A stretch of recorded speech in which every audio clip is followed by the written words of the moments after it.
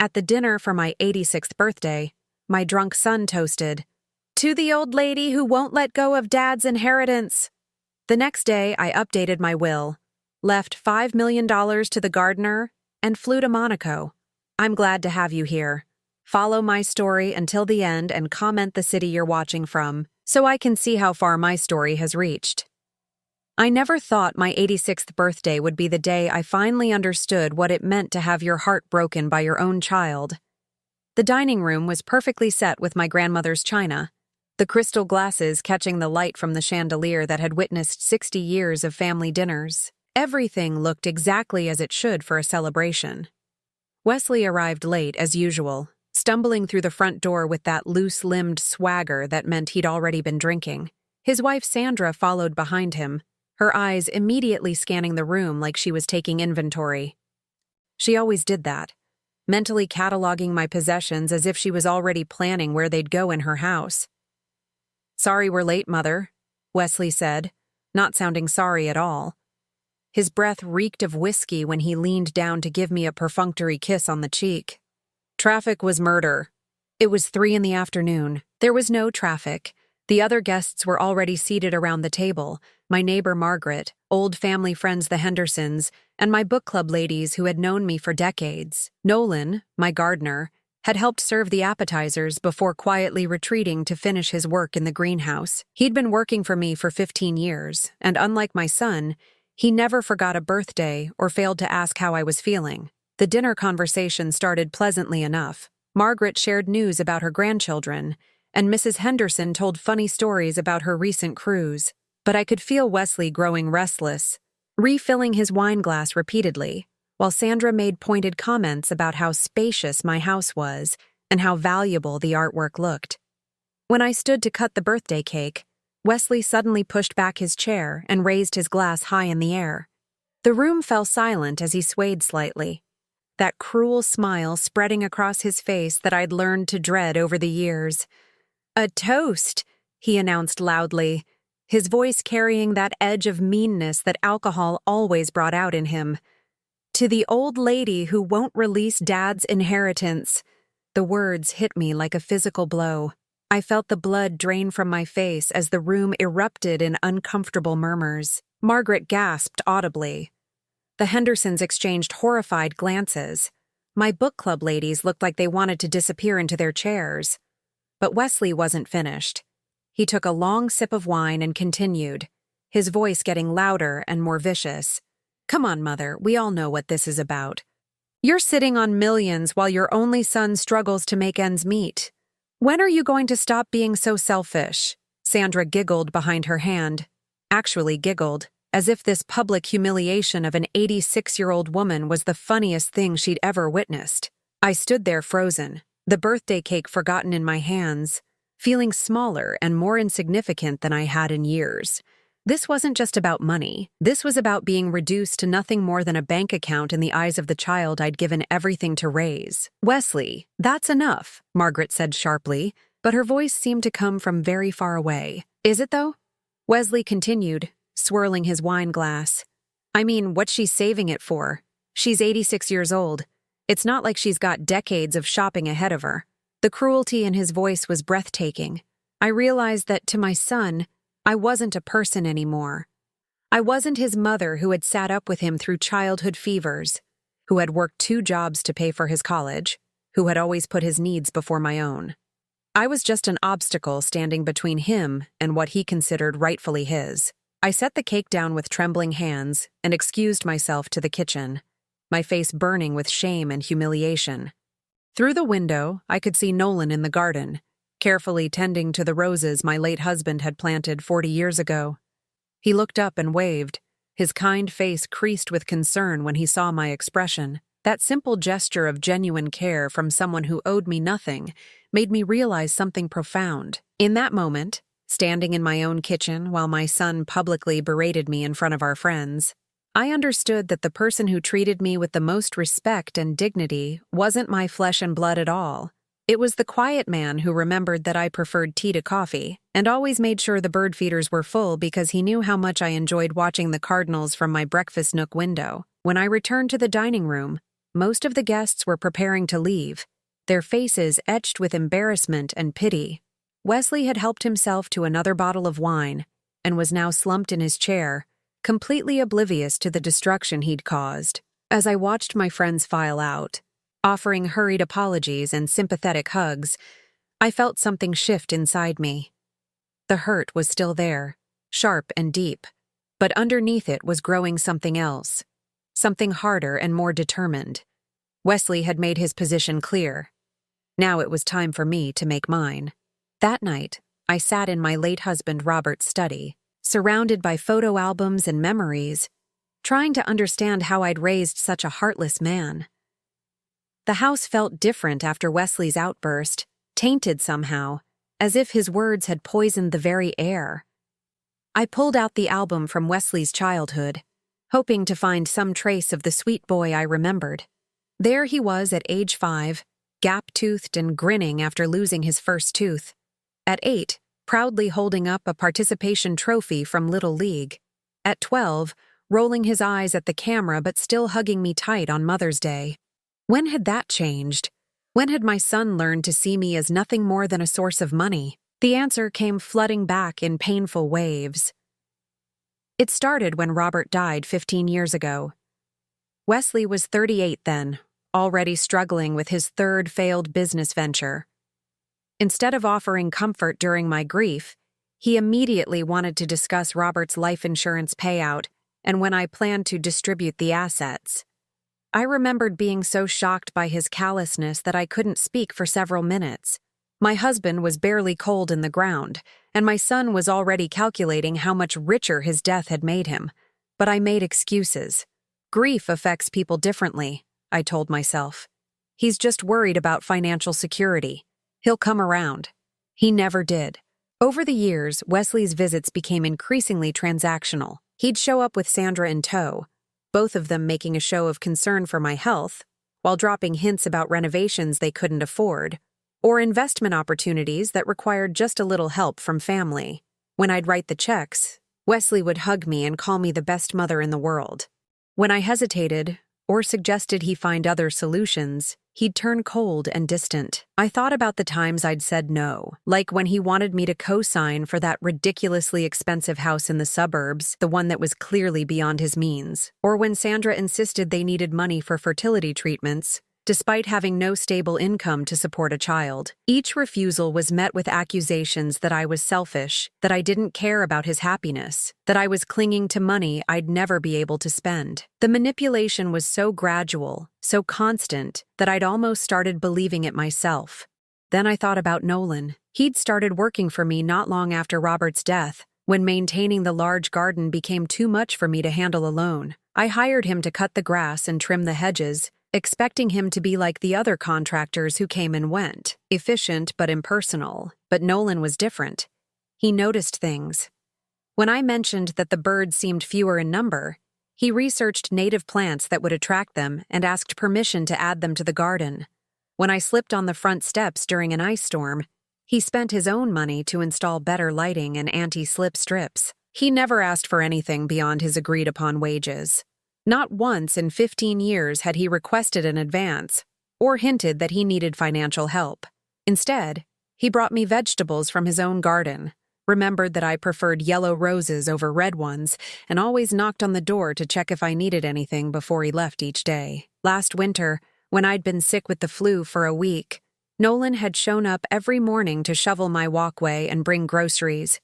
When I tried to pay him extra for the kindness, he'd refused, saying that neighbors help neighbors, and I was far too good to him already. Wesley, meanwhile, hadn't even returned my calls during that illness. When he finally visited 2 weeks later, his first comment was about how thin I looked and whether I'd updated my will recently. The contrast was devastating. My own son treated me like a burden to be endured until I died and left him rich. A man I paid to tend my garden treated me like I mattered as a human being. I remembered something Robert used to say during the difficult times when Wesley was younger and constantly in trouble. Character isn't what people do when they need something from you, Doreen. It's what they do when they have nothing to gain. By that measure, Wesley had shown his character clearly over the past 15 years. And so had Nolan. I closed the photo album and walked to the window overlooking the garden. Even in the darkness, I could see the shapes of the plants Nolan had so carefully arranged. The butterfly garden he'd created near the back fence. The herb spirals he'd built so I could easily reach the basil and rosemary I love to cook with. The memorial rose bush he'd planted for Robert without me even asking. This was more than just yard work. This was love expressed through action, through attention to detail, through quietly making my life better without expecting recognition or reward. Tomorrow I would call my lawyer. But tonight, I allowed myself to grieve, not just for the relationship I'd lost with Wesley, but for the illusion I'd been clinging to that blood automatically meant loyalty. Some people earned their place in your heart. Others simply assumed they deserved it because of an accident of birth. It was time I learned the difference. The law office of Morrison and Associates had been handling my family's affairs for over 30 years. James Morrison Jr. had taken over from his father, and he knew our history well enough to understand that this wasn't a routine appointment when I called that Tuesday morning. "Mrs. Patterson," he said. Settling behind his mahogany desk with my file spread before him. "What can I do for you today?" I sat straighter in the leather chair, my hands folded in my lap. "I want to change my will completely." James raised an eyebrow but said nothing, waiting for me to continue. He'd learned long ago that elderly clients often needed time to find their words for difficult decisions. "I want to leave everything to Nolan Reeves, my gardener." The silence stretched between us. James cleared his throat carefully. "Mrs. Patterson, that's certainly your right, but this is a significant change from your current will. May I ask what's prompted this decision?" I told him about the birthday dinner, about Wesley's toast, about 15 years of watching my son treat me like nothing more than an inconvenience standing between him and wealth he felt entitled to. James listened without interrupting, occasionally making notes on his legal pad. "I need you to understand something," I said when I finished. "This isn't a rash decision made in anger. This is me finally acknowledging what I should have seen years ago. My son doesn't love me. He tolerates me because he expects to inherit my money. Nolan treats me with genuine respect and kindness, expecting nothing in return." James nodded slowly. "I have to ask, Mrs. Patterson, are you certain about the amount involved? Your estate is worth approximately $5 million. "I know exactly what it's worth," I replied firmly. "Every penny of it." We spent the next 2 hours going through the details. I left Wesley a token amount, $10,000 and Robert's watch. Not out of spite, but because completely disinheriting him would give him grounds to contest the will. This way, it was clear I hadn't forgotten him. I'd made a deliberate choice about his worth to me. The rest, the house, the investments, the savings, everything Robert and I had built together, would go to Nolan. A man who had never asked me for anything but had given me 15 years of genuine care and respect. James prepared the documents with his usual thoroughness, ensuring everything was legally sound. As I signed each page, I felt a weight lifting from my shoulders that I hadn't even realized I'd been carrying. That evening, as I was preparing dinner, the phone rang. I almost didn't answer. Wesley had been calling repeatedly since the birthday disaster, leaving increasingly angry voicemails about how I'd embarrassed him in front of my friends. But this time, I picked up. "Mother, we need to talk." His voice was tight, controlled in a way that meant he was furious but trying to hide it. "Hello, Wesley. I'm coming over. Sandra and I need to discuss what happened the other night." Something in his tone made my stomach clench. "I'd rather you didn't." "This isn't a request, Mother. We'll be there in 20 minutes. The line went dead. I stood holding the phone, my heart racing. Wesley had never spoken to me with such barely contained aggression before. Part of me wanted to call James Morrison and ask him to be present, but I knew that would only escalate things. Instead, I called Nolan. "Mrs. Patterson, is everything all right?" His voice was immediately concerned. "I wonder if you could come by this evening, perhaps around 7? I'm expecting some difficult company, and I'd feel better having a friend nearby." "Of course, I'll be right there." He arrived 15 minutes later, just as Wesley's BMW pulled into the driveway. Through the window, I watched my son get out of the car, his movements sharp and angry. Sandra followed, her face set in hard lines. When I opened the door, Wesley pushed past me without a greeting. His eyes immediately found Nolan, who was quietly arranging flowers in a vase on the side table. "What's he doing here?" Wesley demanded. "Nolan is a friend," I said calmly. "He's welcome in my home." Wesley's face flushed red. "Send him away. This is family business." "No." The single word hung in the air like a challenge. Wesley stared at me as if I'd grown a second head. In 38 years, I'd never refused him so directly, so simply. Sandra stepped forward, her voice syrupy sweet but her eyes cold. "Doreen, honey, we're just concerned about you. The other night was so unlike you, getting upset over a little joke." "A joke?" I repeated quietly. "Wesley was just being playful," she continued. "You know how men get when they've had a few drinks. He didn't mean anything by it." I looked at my son, who was staring at me with an expression I'd never seen before. Not embarrassment or remorse, but calculation. He was trying to figure out how to manipulate this situation to his advantage. "Actually," Wesley said, his voice becoming smooth and reasonable, "I think we should discuss your mental state, Mother. Getting this upset over harmless family teasing, refusing to see us alone, having the hired help present during family discussions. These could be signs of declining cognitive function." The threat was barely veiled. If I didn't fall in line, he'd try to have me declared incompetent.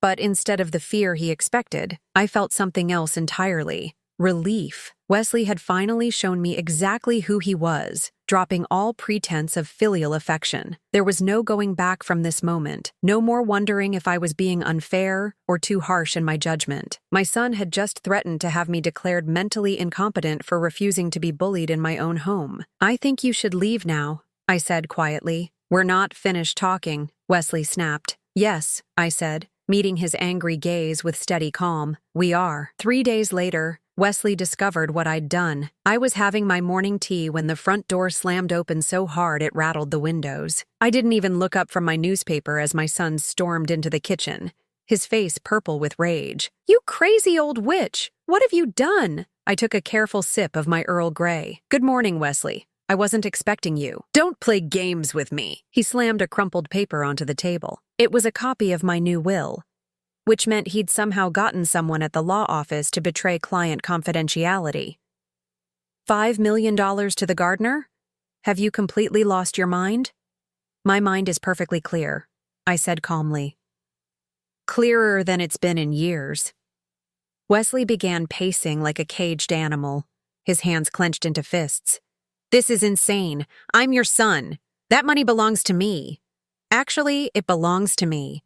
And I can leave it to whoever I choose." "You can't do this." His voice cracked with desperation. "I've been counting on that inheritance. Sandra and I have plans. We've made commitments based on my death?"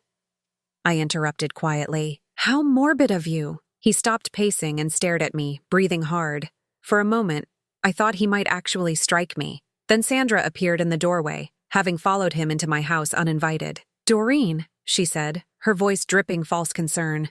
"You're clearly not thinking straight. This kind of erratic behavior, these sudden changes, they're signs of dementia. We should get you to a doctor." I laughed, actually laughed, at the transparency of their manipulation. "I'm 86 years old, not stupid. I know exactly what you're trying to do." Wesley leaned forward, planting his hands on the table, his face inches from mine. "You're going to change that will back, or I swear to God." "Or what?" I asked, still infuriatingly calm. "You'll have me declared incompetent? You'll contest the will? Go ahead and try."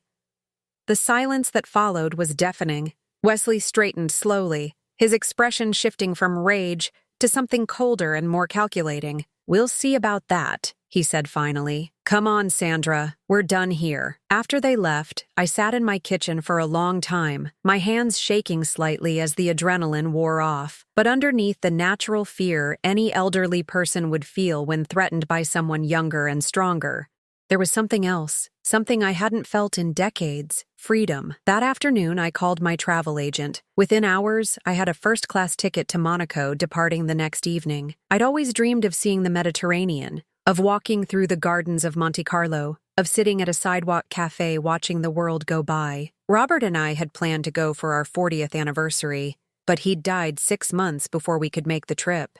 It was time to stop waiting for life to begin. I spent the rest of the day making arrangements. I asked Margaret to check on the house periodically and gave her Nolan's number in case of emergencies. I called the bank to ensure my credit cards would work internationally and arranged for wire transfers if needed.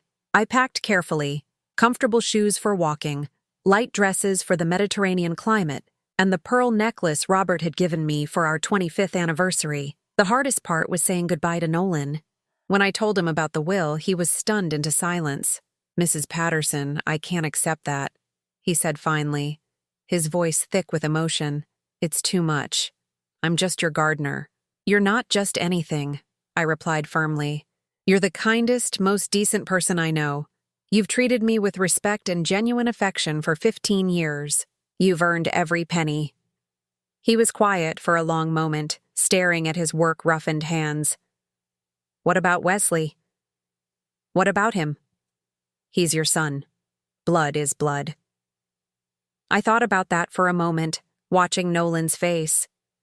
Even now, even knowing how Wesley had treated me, this good man was trying to protect my relationship with my son. "Blood doesn't make someone family," I said finally. "Love does. Respect does. The way you treat people when you have nothing to gain from them, that's what makes someone family." At the airport the next evening, I felt lighter than I had in years. As the plane lifted off, carrying me away from a lifetime of disappointed expectations and one-sided sacrifices, I pressed my face to the window and watched the lights of the city shrink below. For the first time in 86 years, I was going somewhere for no reason except that I wanted to. My phone had been buzzing with calls from Wesley all day, but I'd turned it off before boarding. Whatever threats or manipulations he was planning would have to wait. I had more important things to do, like learning what it felt like to live for myself. The flight attendant brought me champagne, and I raised the glass in a silent toast. To Robert, who would have loved this adventure. To Nolan, who had shown me what real kindness looked like. And to myself, for finally finding the courage to choose dignity over family obligation.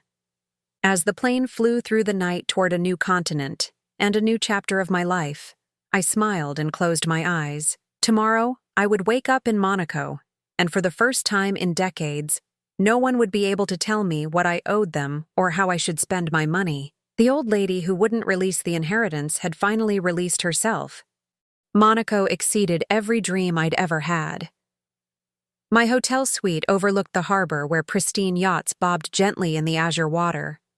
The morning air carried the scent of jasmine and sea salt, and I spent my first week simply walking.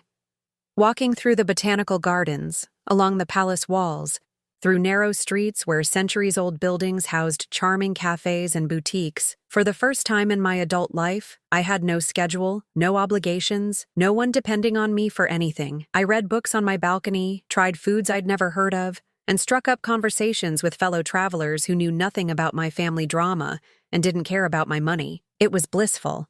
Until Wesley found me. I was having lunch at a cafe near the marina when I saw him striding across the square, his face set in grim determination.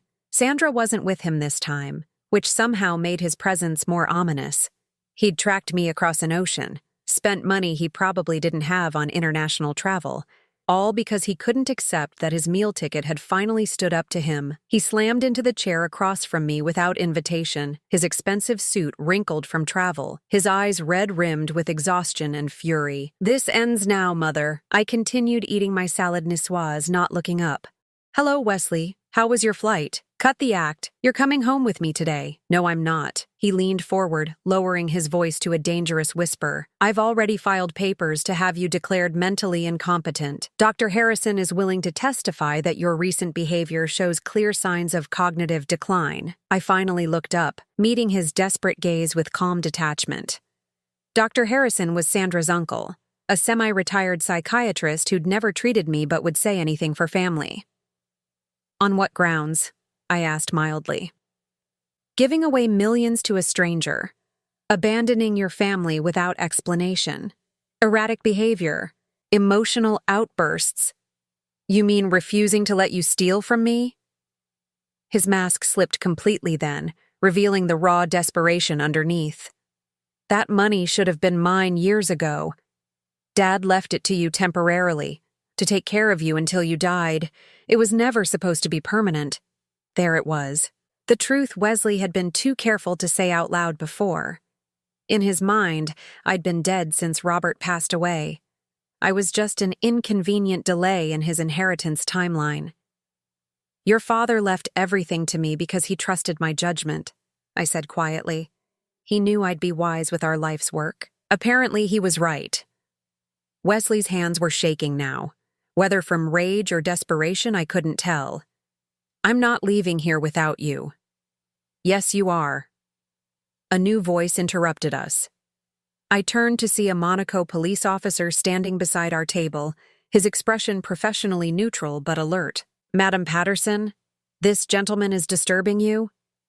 I smiled at the officer, whose name was Claude and who had been incredibly helpful when I'd registered with the local authorities as a temporary resident.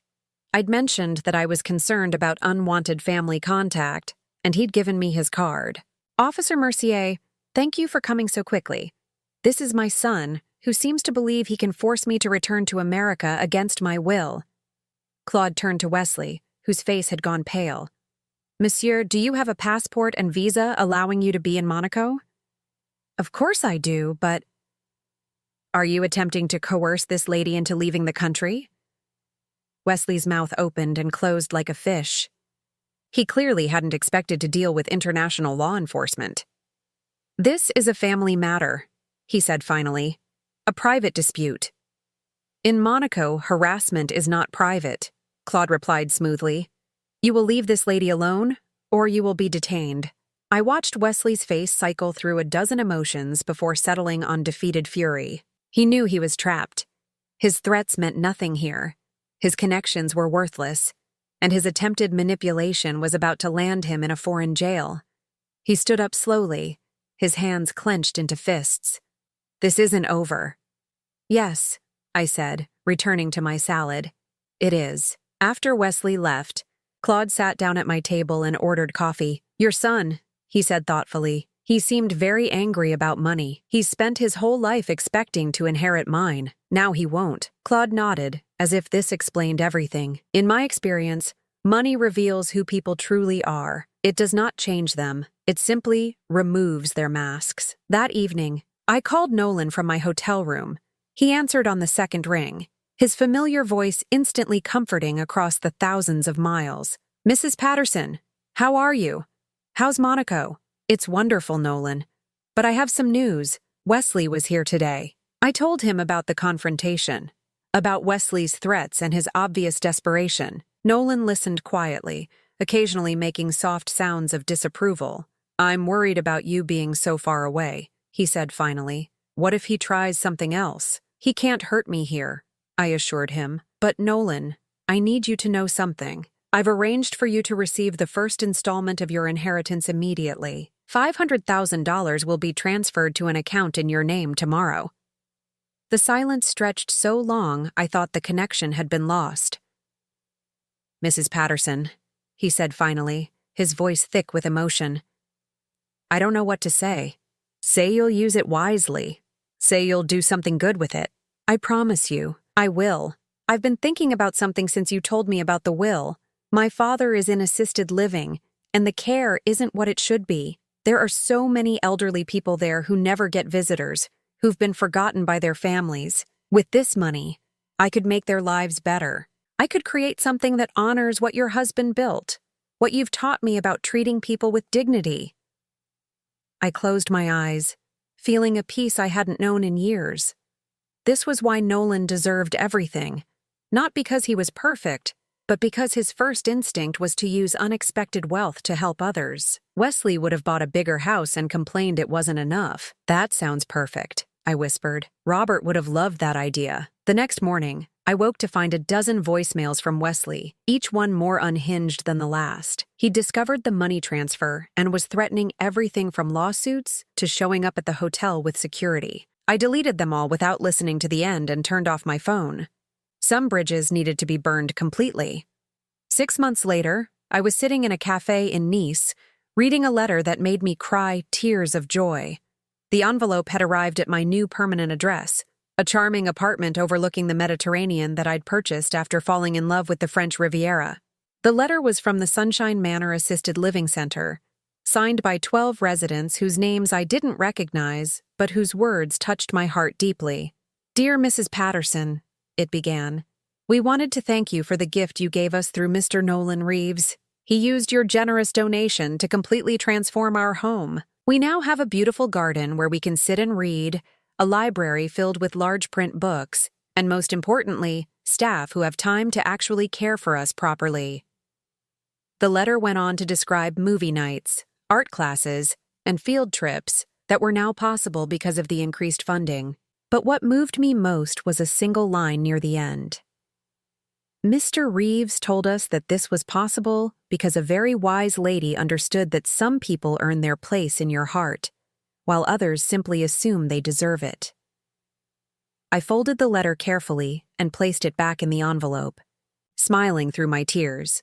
Robert would have been so proud. My phone buzzed with a text from Margaret back home. "Wesley's house went into foreclosure last week. He and Sandra have moved in with her parents.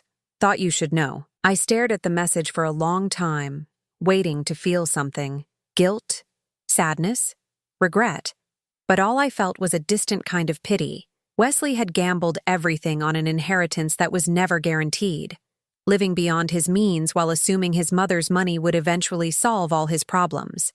Now he was learning what it meant to depend on the kindness of others, something I'd never had the luxury of taking for granted. Another text came through, this one from Nolan. "Mrs. Patterson, I hope you're well. The garden center expansion is almost complete. We're hiring 3 new employees, all formerly homeless veterans who need a fresh start. The residents love having purpose again, helping with the plants. Thank you for making this possible." I typed back quickly. "The thanks go to you, dear friend. You saw the gift and made it into something beautiful." His response came immediately. "I learned from the best." That afternoon, I took my usual walk along the Promenade des Anglais, watching couples stroll hand in hand and families laugh together on the beach. A year ago, watching such scenes would have made me achingly lonely, reminding me of what I didn't have with my own family. Now they simply made me happy. Not everyone's family looked the same. Some were born into love, others found it in unexpected places. I'd been fortunate enough to experience both, the deep, abiding love I'd shared with Robert, and the chosen family I'd discovered in Nolan's quiet kindness. My phone rang as I was settling onto a bench to watch the sunset. Wesley's name appeared on the screen, the first time he'd called since Monaco. After a moment's hesitation, I answered. "Hello, Wesley." His voice was different, smaller somehow, stripped of its usual arrogance. "Mother, I wanted to apologize." I said nothing, waiting. "I've had time to think, and I realize I was wrong. About everything. The way I treated you, the things I said. I was angry and scared and I took it out on you. And now you're broke," I said quietly. A long pause. "Yes, and you're hoping I'll feel sorry for you and send money." Another pause, longer this time. "I was hoping maybe we could start over, be a real family again." I watched a seagull land on the railing beside me, its bright eyes alert and unafraid. "Wesley, we were never a real family. We were a woman who loved too much, and a man who took advantage of that love for 43 years. That's not fair," he said, but there was no conviction in it. Fair would have been having a son who called to check on me when I was sick. Fair would have been having a child who treated me with respect instead of seeing me as an obstacle to wealth. Fair would have been raising someone who loved me for myself, not for what I could give him. I could hear him breathing on the other end, could almost picture him in whatever reduced circumstances he now found himself in. "The money's gone, Wesley. All of it. And even if it wasn't, I wouldn't give you another penny. Not because I'm cruel, but because some lessons can only be learned the hard way. So that's it? You're just going to abandon your only child?" The question hung in the air between us, heavy with implication. But I wasn't the one who had abandoned anything. "I'm going to live the rest of my life in peace," I said simply, something I should have done years ago. I hung up before he could respond and turned off my phone. The sun was setting now, painting the Mediterranean in shades of gold and orange that took my breath away.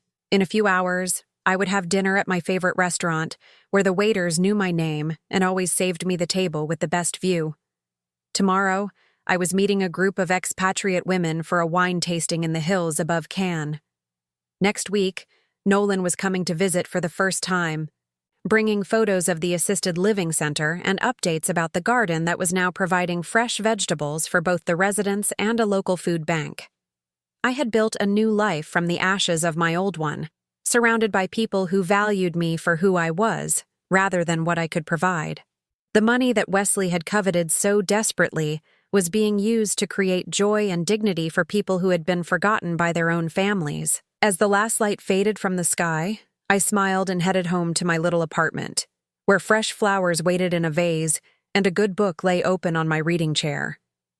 I had finally learned the difference between being alone and being lonely, and in learning that difference, I had found something more precious than any inheritance: the knowledge that I was worthy of respect, kindness, and love. At 86 years old, I had discovered that it's never too late to choose yourself, and some choices once made bring a peace that no amount of money can buy. Now I'm curious about you who listened to my story. What would you do if you were in my place? Have you ever been through something similar? Comment below, and meanwhile, I'm leaving on the final screen 2 other stories that are channel favorites, and they will definitely surprise you. Thank you for watching until here.